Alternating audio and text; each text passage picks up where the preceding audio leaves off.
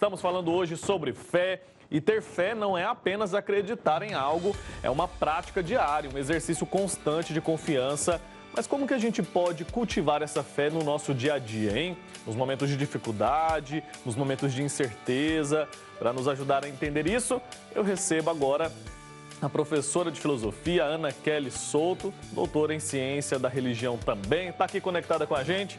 Um ótimo dia, seja muito bem-vinda. Bom dia, Wilker. Bom dia a todos que assistem o Santo Café. Estou tão feliz de estar aqui participando do programa. Esse cenário lindo e acolhedor. Você gostou da nossa casa aqui? É claro, maravilhoso. A melhor forma, né, da gente acolher as pessoas aqui no Santuário Basílica de Trindade. Estou muito feliz também de te receber aqui no nosso programa. Primeira vez que a gente conversa. Quero entender o seguinte: a fé que a gente está falando aqui hoje, é algo que nasce com a gente ou é algo que é desenvolvido, é algo que a gente pode aprender? A fé nasce conosco como dom divino, como graça, somos providos todos nós, mas também é ato de vontade, é abertura ao cultivo dessa fé. A fé é como uma planta, assim, tem que estar diuturnamente regando, cuidando, e ela então floresce. Perfeito. E como que alguém que tem dificuldade em confiar em Deus pode fortalecer a fé? O evangelho de hoje fala sobre essa confiança, né? Fala sobre essa fé. Como que a gente pode fortalecer a nossa fé? Wilker, eu destaco duas coisas. Primeiro, a honestidade de chegar, o ato de vontade está em chegar, se ajoelhar, colocar em atitude de oração, de introspecção e dizer: Jesus, eu não tenho fé. Jesus, eu não creio, mas eu quero crer. Eu penso que esse é o primeiro ato, ser honesto e dizer, porque ele nos conhece no mais íntimo do nosso íntimo. Então, dizer a verdade. No segundo momento, você vai se comportar. Somos providos de razão, de ação, de um corpo saudável. Você vai se comportar como se você tivesse fé. E começa a inserir leituras, reflexões, momentos de oração, dedicar o seu tempo a servir da forma que você puder, à igreja, na catequese, da forma que você puder. Inserir momentos de oração, oferecer o seu trabalho a Deus. Dessa maneira, a fé vai se fortificando, é uma coisa que se retroalimenta. Você se comporta como se você tivesse, e quando você vê, ela está efervescente, ela está crescendo. Adorei o que você disse sobre a fé ser um ato de vontade. Então a gente precisa incluir ali mesmo no nosso dia a dia a fé, a confiança em Deus. E como que a gente supera a frustração quando o que a gente pede a Deus não acontece? Nossa, isso é um ponto, né? O Santo Agostinho diz que quando você faz uma oração e você pede a Deus e você não recebe, é porque você, é mal, 2, pede mal ou quer o mal. Isso é ótimo. Ou você é mal, ou pede mal, faz um pedido mal elaborado, ou quer o mal.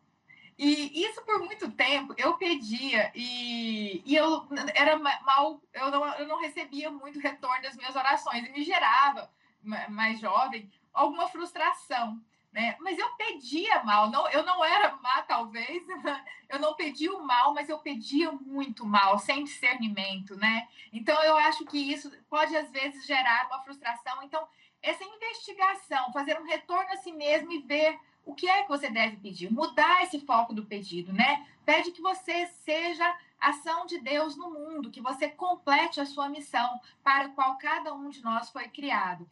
Então, acho que aí você começa a superar, porque você não vai precisar nem superar, você vai começar, de fato, a ser atendido. Outro dia, conversando com um professor de filosofia, que é ateísta, ele disse, eu perguntei, você sempre foi ateu? Ele, não, lá por volta dos 18 anos, eu precisava muito de um emprego, fiz um processo seletivo e a minha mãe, a minha avó sempre foram bastante religiosos, mineiros.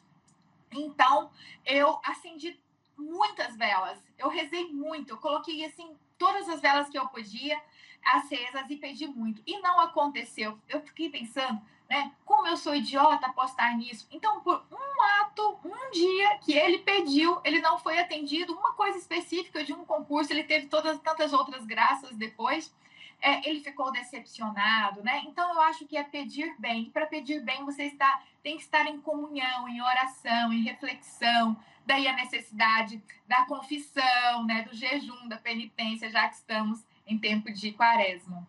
Às vezes o que a gente está pedindo para Deus não está nos planos dele para nós, né? E a gente precisa aprender a entender isso também. A gente quer tudo do nosso jeito, tudo de forma imediata, mas às vezes aquilo que a gente está pedindo não é o melhor para nós. E Deus quer o melhor para a gente, né? Entender isso também faz toda a diferença e nos ajuda a ter uma vida mais de paz, porque a gente não fica insistindo em algo que não é o que Deus quer para a nossa vida, né? E a gente precisa entender isso. Sim, é verdade. E assim, às vezes eu gosto muito de obra de arte, né? Uma forma que eu gosto de praticar a minha fé, inserir as orações, no meu doutorado eu estudei a obra do Frei Nazareno Confalone, a pregação pela arte ali na paróquia São Judas Tadeu do setor Coimbra. Então, eu leio o texto bíblico, né? Eu leio o Evangelho do dia e sempre procuro uma obra de arte que fale daquilo e gosto de ficar meditando ali. Eu primeiro leio só o texto e colho alguns frutos dali. Depois eu pego uma obra de arte e, já tendo lido o texto, eu faço mais um momento de meditação. E vem outros elementos, sabe? Então me enriquece muito. Algumas pessoas, né, veem talvez a obra de arte dentro da igreja, não sabem por quê. Muitas pessoas falam a obra de arte era usada porque as pessoas não sabiam ler, não tinham livros, não eram letradas. A obra de arte é muito mais do que isso, né? Ela é uma forma de linguagem para além do texto que nos inspira. Uma outra maneira, né? Quem tem crianças, por exemplo, colocar objetos, assim, eu estou aqui com a minha xícara do Pai Eterno, né? Alguém pode falar, é só um penduricário, mas é uma forma de você ter a sua xícara especial com o Pai Eterno. São momentos que você insere aos pouquinhos na rotina familiar a fé, né? Para ele nunca mais, a criança nunca mais esquecer. Eu penso que esses detalhes de imagem são muito bem-vindos no cultivo da fé, para trazer a lembrança. Muito bem. E é bom, né, a gente chegar em casa e se deparar com uma imagem, seja uma imagem do Divino Pai Eterno, seja uma imagem de Jesus, seja uma imagem de Nossa Senhora, porque isso lembra a gente de que a gente tem um Pai que está cuidando. Mesmo que a gente tenha tido um dia ruim, às vezes teve um dia difícil, você chega em casa, você olha ali e você se enche de esperança, porque você lembra, mesmo diante daquela dificuldade, que tem um pai que está cuidando de você. Não é sobre a imagem em si, né? É sobre o que ela significa para nós. Isso, é um jeito, né? Porque a fé, para ela ser sólida, ela precisa ser cultivada. E aí, esses movimentos, né, te faz trazer atenção, porque nós somos onde a nossa atenção está voltada, né? A maior parte do tempo. Então, se você insere esses elementos, te ajuda a direcionar a sua atenção. Algumas pessoas já não precisam mais, eventualmente, desses artifícios, né? Tem uma espiritualidade mais desenvolvida, uma concentração mais afiada, mas para muitos isso ajuda, para mim ajuda. E eu vi aqui, eu estava acompanhando vocês com o Instituto Dons, né, que a Patrícia Alves preside. Eu participo do Instituto Dons, já ministrei palestra no Dons, e era na quinta-feira ou terça, agora mudou para terça. Um meio muito bacana de se cultivar a fé e pedir bem, porque nós fazemos uma meditação do terço sobre os dons do Espírito Santo. Então, você vai pedindo tudo que nós precisamos.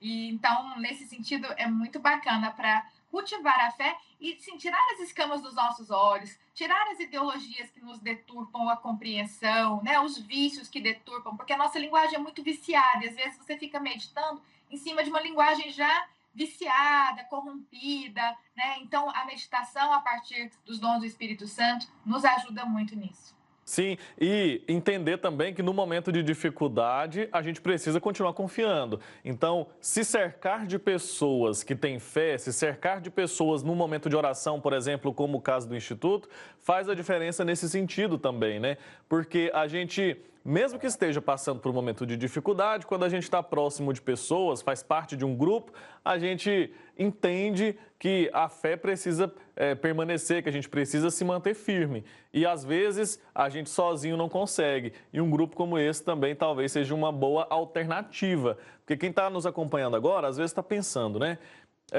Mas é fácil falar isso quando está tudo bem. No momento de dificuldade que eu estou passando agora, eu não estou vendo a presença de Deus, eu não estou vendo Deus agindo. Mas quando a gente se cerca de pessoas, a gente percebe que todo mundo tem problema e, apesar disso, a fé precisa prevalecer. Nossa, Wilker, e o Instituto Dons é de mulheres, né? Composto por mulheres. E aí nós rezamos uma pelas outras. Nós devemos assemelhar, né? Fomos feitos à imagem e semelhança de Deus. E Deus é onipotente, onisciente, onipresente. Então, como que nós vamos nos assemelhar a isso tudo, a essa grandeza? É pela visão, pela vida em comunidade, pela amizade, né? O Papa Francisco fala muito da amizade social. Então, o Instituto Dons é muito essa ideia da vida das mulheres em comunidade, uma pelas outras, com as outras, rezando pelas outras. É na amizade que nós aproximamos dessa dimensão. Nós, como indivíduos, não somos nada, mas juntas, rezando juntas, essa dimensão de aproximar desse poder, né, maior, não se dá no indivíduo, individualmente, mas no coletivo, na comunidade, na amizade. Nós aproximamos dessa dimensão do poder divino que eu falava, né? Nós nunca vamos ser onipotentes, onipresentes, oniscientes, mas juntos nós imitamos, né? Nós aproximamos desse poder. E passar isso para as novas gerações também é essencial. Então, acho que quando a mulher participa de um grupo como esse e ela fala dentro de casa, fala para os filhos, isso pode influenciar um bom comportamento também, né? Não adianta falar, reza antes de dormir, hein? Tem que rezar. Você está rezando para ele ver, né? Então, quando vê a família, a mãe, o pai rezando, em oração, participando das missas, a criança imita, né? A criança imita. Perfeito. Participar da vida em comunidade, tudo isso certamente faz toda a diferença. E o exemplo é fundamental, né? Que as novas gerações também aprendam essa confiança, aprendam a acreditar na palavra, como o personagem lá do Evangelho de hoje fez. Obrigado, viu? Prazer falar com você. Volte mais vezes aqui.